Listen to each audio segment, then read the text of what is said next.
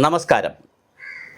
പശ്ചിമ ബംഗാളിൽ വലിയ തിരഞ്ഞെടുപ്പാണ് നടന്നത്.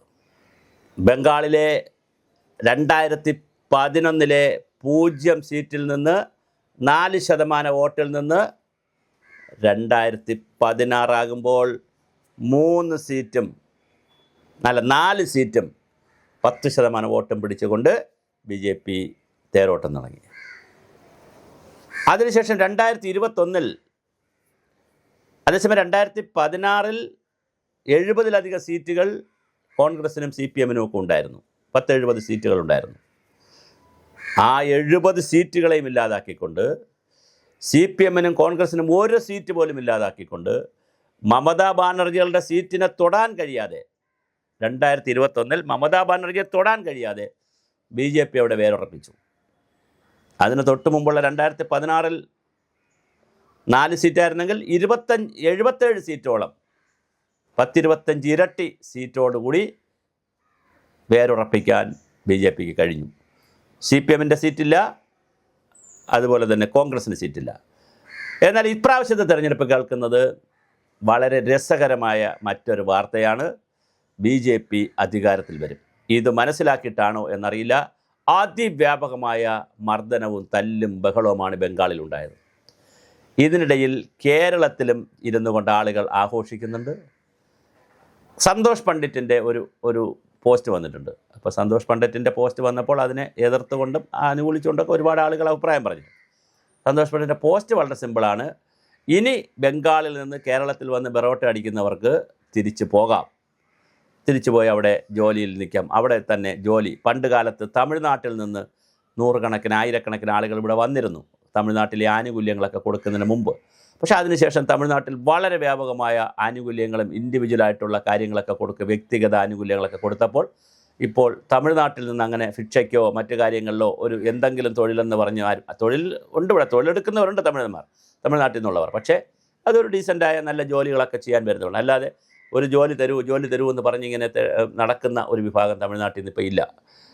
അതെന്നാൽ ബംഗാളിൽ നിന്ന് വളരെ ഗൗരവമായി ബംഗാളികളായിട്ടുള്ളവർ തമാശ തന്നെ പറയാറുണ്ട്. ബെറോട്ട അടിക്കാൻ പെരുമ്പാവൂരിൽ ബെറോട്ട അടിക്കുന്നത് ഏരിയ സെക്രട്ടറി ആണെന്നൊക്കെ പറഞ്ഞ്, പഴയ ബംഗാളിലെ ഏരിയ സെക്രട്ടറിയാണ് പെരുമ്പാവൂരിൽ ബെറോട്ട അടിക്കുന്നതെന്നൊക്കെ പറഞ്ഞ് തെങ്ങ് കയറാനും വീട്ടിൽ എല്ലാ കാര്യത്തിലും പാർട്ടി മെമ്പർമാർ വരുന്നത് പറഞ്ഞ് വളരെ വലിയ ട്രോളാണ് കേരളത്തിൽ ഇറങ്ങിയിട്ടുള്ളത്. ചിലപ്പോൾ അത് കുറേ ശരികളും കാണാം.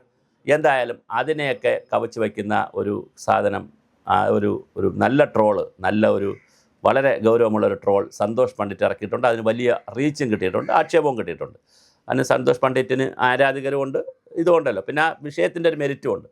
എന്തായാലും സന്തോഷ് പണ്ഡിറ്റ് വളരെ കൃത്യമായി അങ്ങനെ ഒരു വിഷയം കൂടെ പറഞ്ഞിട്ടുണ്ട്. അതെന്താവും എന്നുള്ളത് അവിടെ നിൽക്കട്ടെ. പക്ഷേ BJP അധികാരത്തിൽ വരുമോ എന്നുള്ളൊരു ചോദ്യം വളരെ പ്രസക്തമായി എല്ലാവരും പറയുന്ന സാഹചര്യത്തിൽ, ഒരുപാട് ചാനലുകളും എക്സിറ്റ് പോളുകളും BJPക്ക് അനുകൂലമായി നിൽക്കുന്ന സാഹചര്യത്തിൽ വലിയ ചർച്ചയാണ് അവിടെ നടക്കുന്നത്. വലിയ കുത്തിത്തിരിപ്പ് പരിപാടികൾ നടക്കുന്നു. വലിയ സംഘർഷം നടന്നിട്ടുണ്ട്. കേന്ദ്രസേന മമതാ ബാനർജിക്ക് വേണ്ടി കള്ള വോട്ട് ചെയ്യാൻ സഹായിക്കുന്ന പോളിംഗ് ഓഫീസറെ തല്ലുന്ന വീഡിയോ വളരെ പ്രസിദ്ധമാണ്, വളരെ വൈറലാണ് ഇന്നിപ്പോൾ കേരളത്തിൽ. അപ്പോൾ അത്തരത്തിൽ അവിടുത്തെ ഭരണ സംവിധാനത്തെ മുഴുവൻ ഉപയോഗിച്ചുകൊണ്ട് വലിയ അക്രമവും അരാജകത്വവും ഗുണ്ടായുസവും നടത്താനും മമതാ ബാനർജിക്ക് അറിയാം. അതും അവിടുത്തെ ഒരു പ്രധാനപ്പെട്ട രാഷ്ട്രീയ ആയുധമാണ്. അപ്പോൾ ആരാണ് അവിടെ വോട്ട് ചെയ്തതെന്ന് ചോദിച്ചാൽ ബാലറ്റ് പേപ്പർ അല്ല അവിടെ പ്രവർത്തിച്ചത്, ഗുണ്ടായുസമാണെന്ന് പറയേണ്ടി വരും കുറച്ച് സ്ഥലത്തെങ്കിലും, പ്രത്യേകിച്ച് ഗ്രാമങ്ങളിൽ. അപ്പോൾ പക്ഷേ കേന്ദ്രസേനയൊക്കെ ഇറക്കി വലിയ തോതിൽ ലക്ഷക്കണക്കിന് ആളുകളാണ് കേന്ദ്രസേനാംഗങ്ങൾ വന്നത്. വലിയ രീതിയിൽ എന്തായാലും തെരഞ്ഞെടുപ്പ് കഴിഞ്ഞു.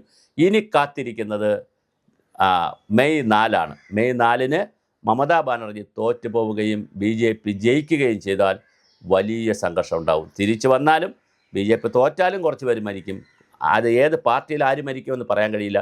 വലിയ സംഘർഷമായിരിക്കും ബംഗാളിൽ ഉണ്ടാകുന്നത്. കഴിഞ്ഞ ദിവസം 29 നടന്ന തെരഞ്ഞെടുപ്പിൻ്റെ ബാക്കി പത്രമായി ഇപ്പോഴും ഇന്നലെയും വലിയ റിപ്പോർട്ടുകളാണ് ബംഗാൾ ഗ്രാമങ്ങളിൽ നിന്ന് വരുന്നത്. ആളുകൾ ഒരു കാരണവുമില്ലാതെ വാളെടുക്കുകയാണ്, തമ്മിൽ തല്ലുകയാണ്. രാഷ്ട്രീയത്തിൻ്റെ പേരിൽ അണികൾ തമ്മിൽ വലിയ തല്ലാണ് നടക്കുന്നത്. ആ തല്ലിന് ഉപോത്ബലകമായി ഞാൻ പറഞ്ഞ പോലെ BJP ആണ് അവിടെ അധികാരത്തിൽ വരുന്നതെങ്കിൽ വലിയ ഒരു പ്രതിസന്ധി ഉണ്ടാകാൻ സാധ്യതയുണ്ട്. വലിയ തല്ല് നടക്കാൻ സാധ്യതയുണ്ട്. തിരിച്ചായാലും വരാം. അതായത് ആരായാലും വന്നാലും വലിയ സംഘർഷത്തിലേക്കാണ് ബംഗാൾ പോകുന്നത്.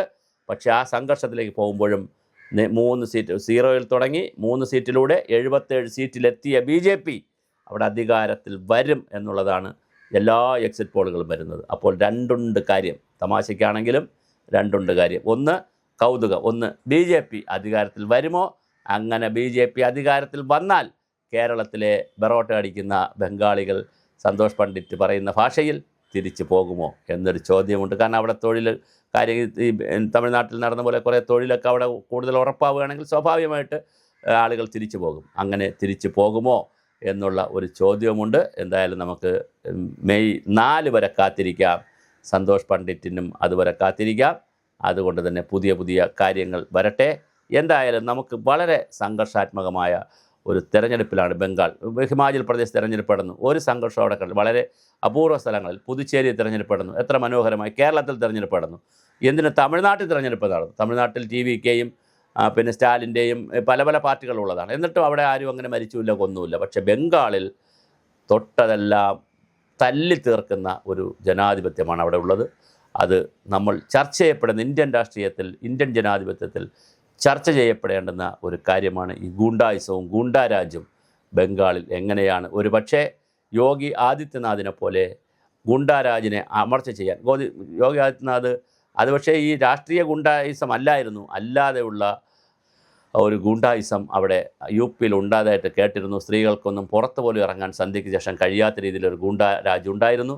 ബുൾഡോസർ കൊണ്ടുവന്ന് ഗൂണ്ടാരാജിനെയും ബുൾഡോസർ രാജിലൂടെയും കംപ്ലീറ്റ് അടിച്ചമർത്തി എന്നൊരു വാദം അവിടുത്തെ UPയിൽ നിന്ന് വരുന്നുണ്ട്. അതുപോലെ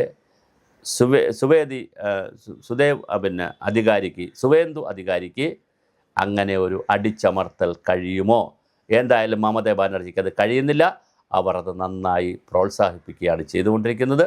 തീർച്ചയായിട്ടും ബംഗാൾ ഇനി എത്ര ജീവനുകൾ ജനാധിപത്യത്തെ സംരക്ഷിക്കുവാൻ കൊടുക്കണമെന്നുള്ളത് നമുക്ക് മെയ് 4-നും കാത്തിരിക്കാം.